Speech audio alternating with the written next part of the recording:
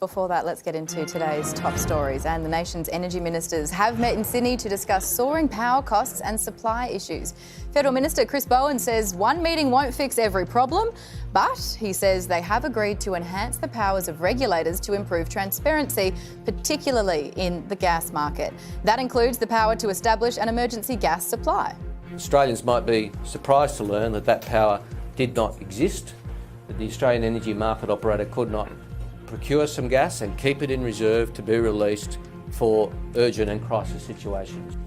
NASA is headed down under. The PM has confirmed the Americans plan to launch 3 rockets from the Arnhem Space Centre.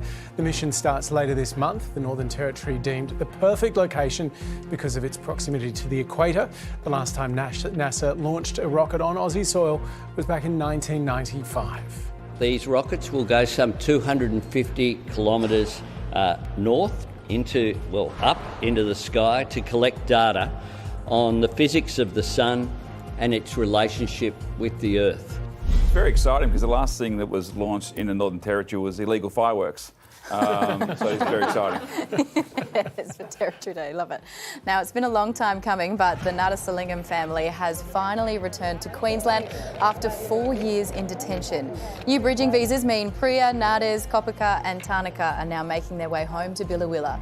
They flew out of Perth this morning, 12 months after arriving from Christmas Island. Thank you all. Thank you to all in Perth people. Thanks. Love you, Perth. Thank you. And as they tighten their purse strings, Aussies have revealed their biggest money regrets on a Facebook finance page. Taking out joint loans with now ex-partners or lending them money were big regrets for many. Not asking for a pay rise was another, as was cold feet over property purchases.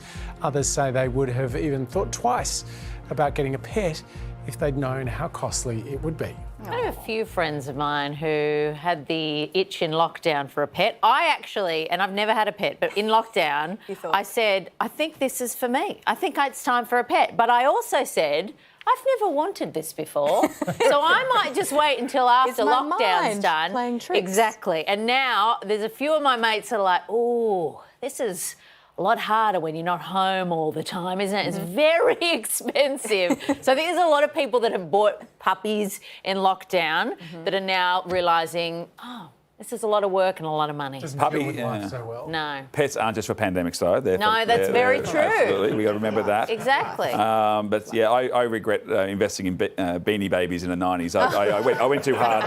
The market was there and I went way too hard. Gee, that after the emu farm? Yeah, and then don't get me started on Tamagotchis. Anyway.